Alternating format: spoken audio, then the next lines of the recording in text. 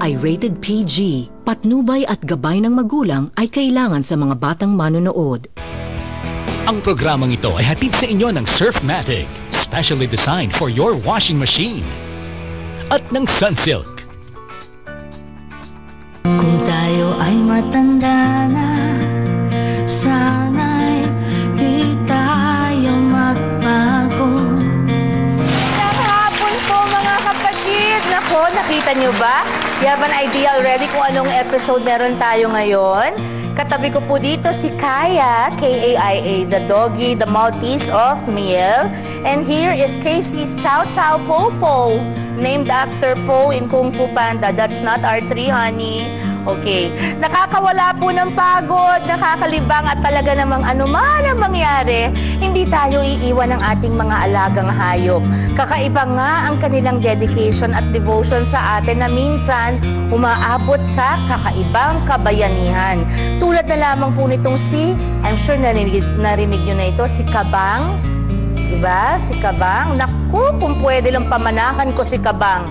Hindi inurungan ni Kabang ang humaharurot na motorsiklo para lamang masagip niya ang mga anak ng amo niya kahit pa mawala na siya ng nguso.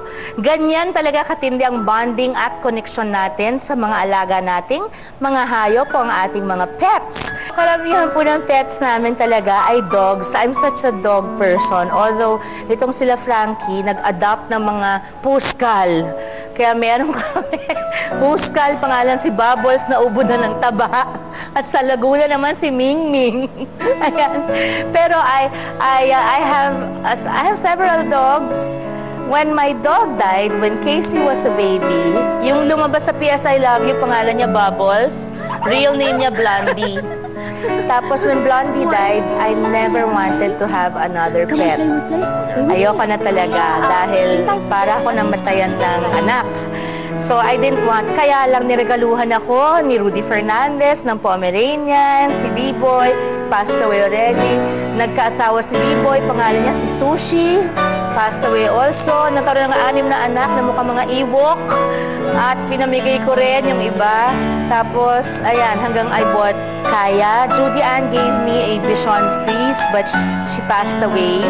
Best friend pa naman niya yan. So, and then I got Mochi, a Chow Chow, and this is Casey's Chow Chow Po Po. And Frankie has 2 beagles, Cupcake and her mother Bea. And Casey has also a Shih Tzu named Grandpa.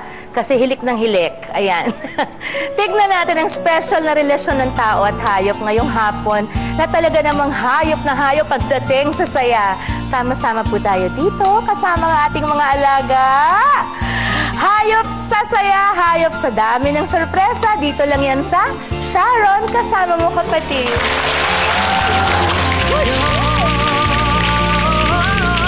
Kahit maputing na ang buhok ko,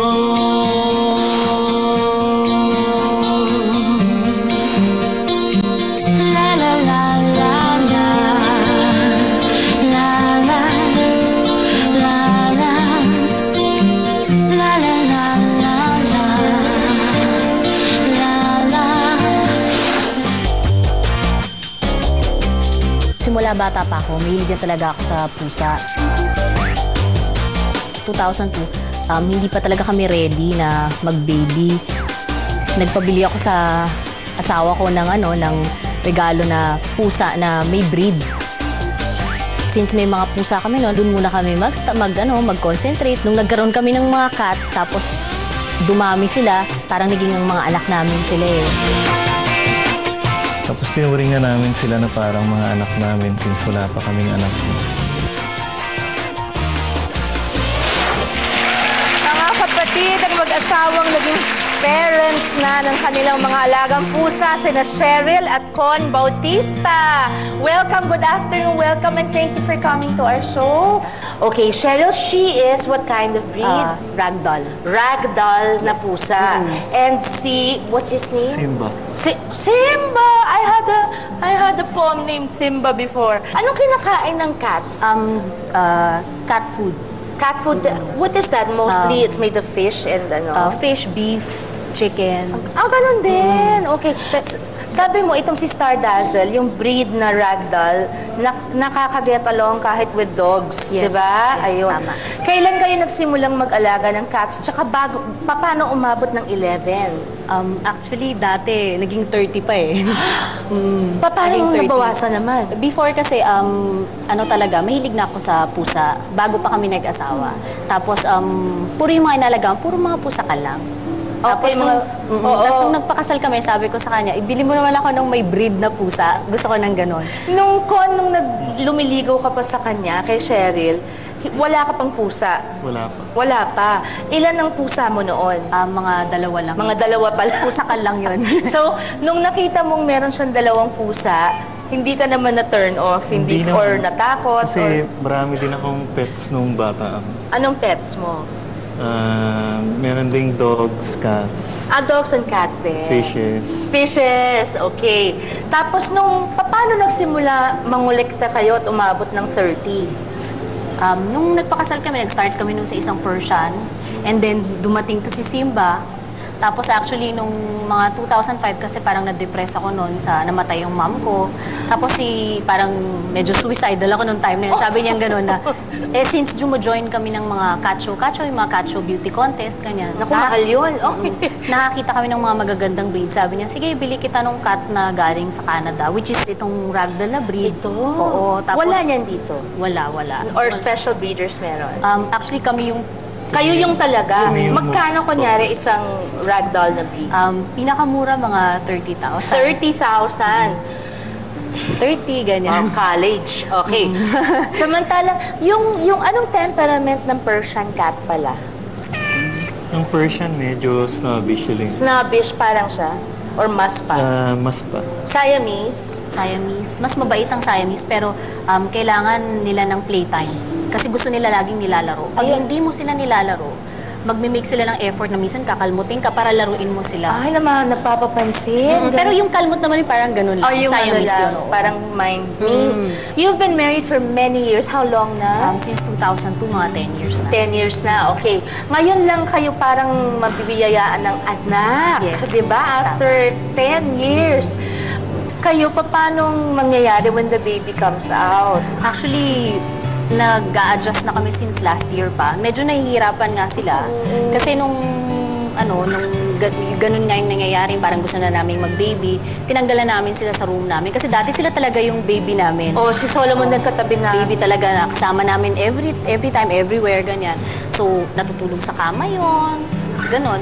So, ngayon, pag lumalabas kami ng kwarto namin, nakaabang sila lahat sa pintuan, tapos talagang gusto magpapayakap. Tapos pag umupo ako doon, lahat sila na dinudumog ako na gustong magpakarga.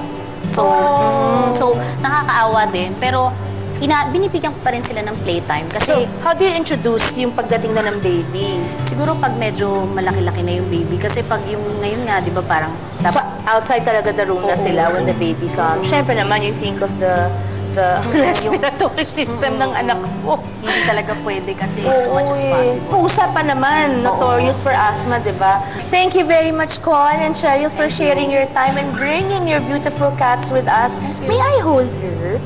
May I hold her? Hi, honey. Hi, honey. Oh, mabait.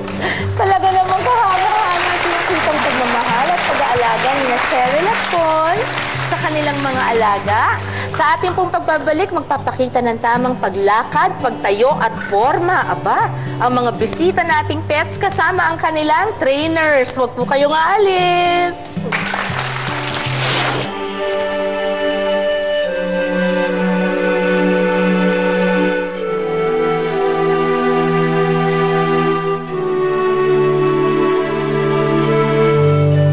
Mahalaga sila sa akin, kaya binubuhay ko sila. Kahit naghihirap ako, pinakakain ko sila. Salo-salo kami kumakain, bibigyan ko sila muna ng pagkain lang. Wala naman yung pamilya ko rito. Yan, minahal ko yung mga aso, parang pamilya ko na rin sila.